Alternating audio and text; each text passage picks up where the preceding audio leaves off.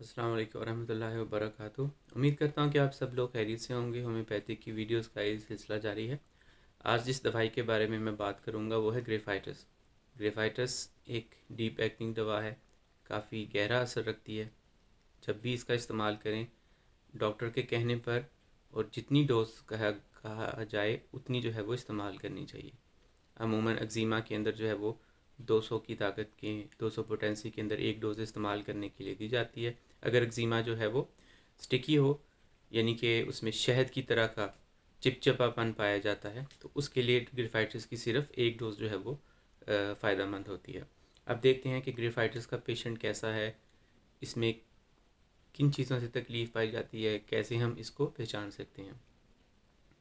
सबसे पहले कि ग्रेफाइटिस का पेशेंट किलकेरिया कार्प की तरह मोटा होता है, उसके अंदर पेट की तकलीफ़ पाई जाती हैं और ठंड से उसको तकलीफ़ होती है, यानी कि ठंड जो है वो बर्दाश्त नहीं होती।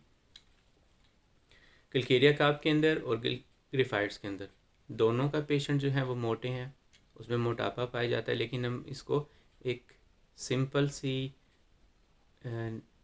सिम्टम से जो है वो इसको हम डिफ्रेंशिएट कर सकते हैं। किलकेरिया कार्प के पेशेंट जब धूप में जाता है तो उसका चेहरा सुर्ख हो जाता है, और ग्रेफाइटिस का चेहरा जो है वो उसमें पिलाहट पाई जाती है।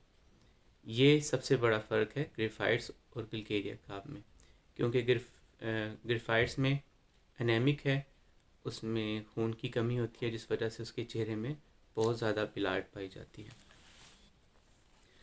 बहुत ज़्यादा सेंसिटिविटी होती है।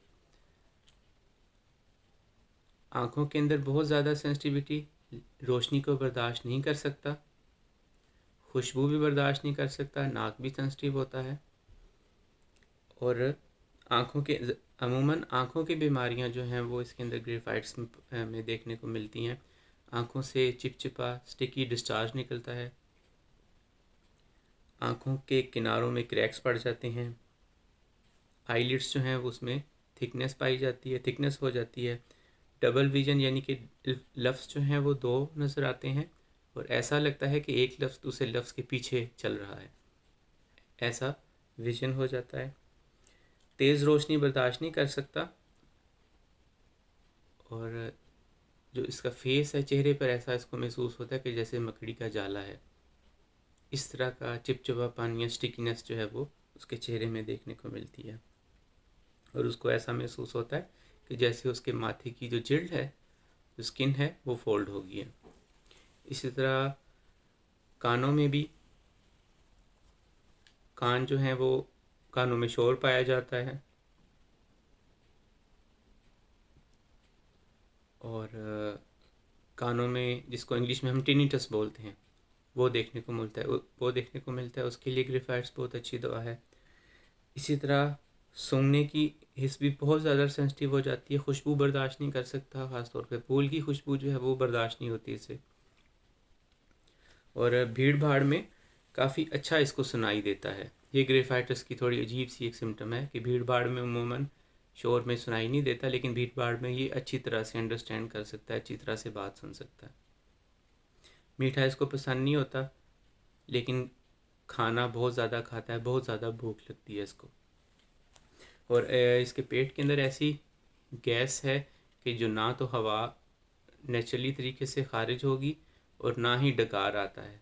इस तरह की इसकी पेट की हालत होती है, और पेट जो है वो साफ़ नहीं होता प्रॉपर तरीके से, जिसके बाद इसको कॉन्स्टिपेशन की शिकायत हो जाती है।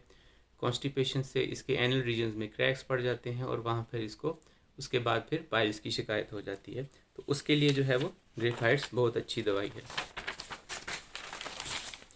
इसके बाद इसके जिस्म में जितने भी डिस्चार्जेस हैं, चाहे वो डायरिया की सूरत में हैं, पसीने की में हैं, या उसके मुंह से हैं, उन तमाम में जो है वो बहुत ज़्यादा बदबू पाई जाती है। अब औरतों और मर्दों के अंदर कुछ देख लेते हैं कि इसको कैसी अलामत हैं।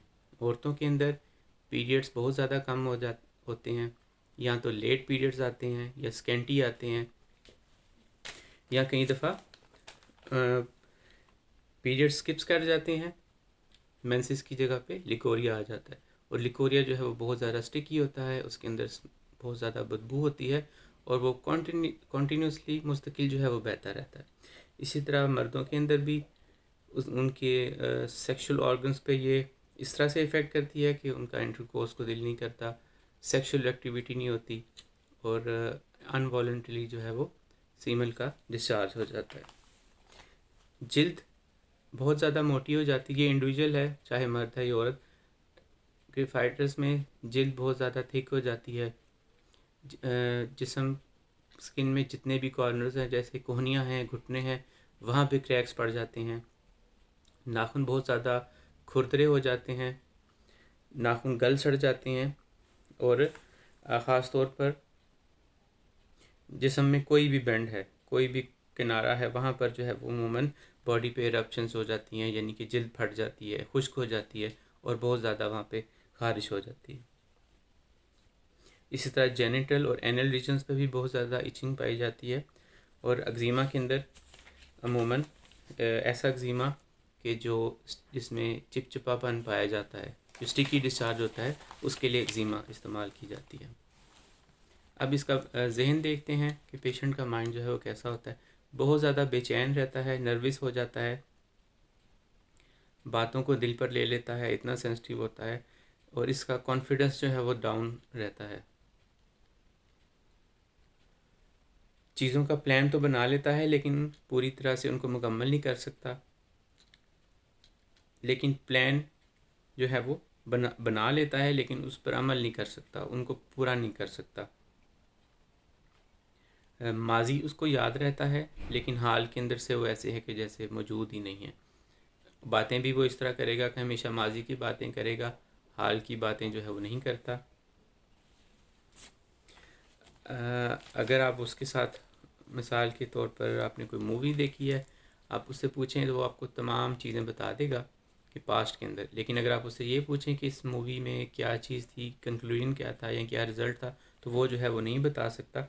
लेकिन अगर लाइकोपोडियम का देखा जाए तो वो लाइकोपोडियम जो है वो उसका माइंड ऐसा है कि वो उसका रिज़ल्ट जो है वो बता देता है। रोने से इसको आराम मिलता है, बहुत जल्दी रो पड़ता है, अपने अंदर की बात छुपा कर रखता है, लेकिन उसका दिल करता है कि एक्सप्रेस करने को। जब तक एक्सप्रेस नहीं कर लेता तब तक उसके दिल को जो है वो सुकून नहीं मिलता।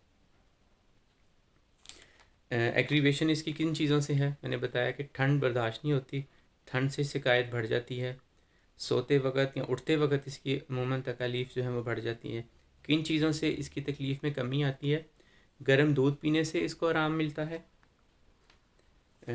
और अमूमन कॉन्स्टिपेशन हो जाती है, ब्रायोनिया दवाई जो है वो दी जाती है कॉन्स्टिपेशन के लिए, इसी तरह ये भी दी जा सकती है। अमूमन गर्म दूध पीने से भी कब्ज़ की शिकायत जो है वो दूर हो जाती है। रोने से इसकी शिकायत ठीक हो जाती है, तकलीफ़ में कमी आती है। खुली हवा में जाने से इसको आराम मिलता है और अपनी बात एक्सप्रेस करने से जो है वो इसको आराम मिलता है। अमूमन इसकी डोज जो है वो 30 ताकत में इस्तेमाल करनी चाहिए, हाई ताकत में, बड़ी ताकत में इस्तेमाल नहीं करनी चाहिए। एक्जिमा के लिए कुछ केसेस में 200 ताकत इस्तेमाल कर सकते हैं, लेकिन वो भी डॉक्टर के कहने पे। उम्मीद करता हूँ मेरी ये वीडियो आपको अच्छी लगी होगी। अगर अच्छी लगी है तो इसको लाइक करें, चैनल को सब्सक्राइब करें और अगली वीडियो में एक नई दवाई के साथ आपकी खिदमत में हाज़िर होऊंगा। अस्सलाम वालेकुम वरहमतुल्लाहि वबरकातुहू।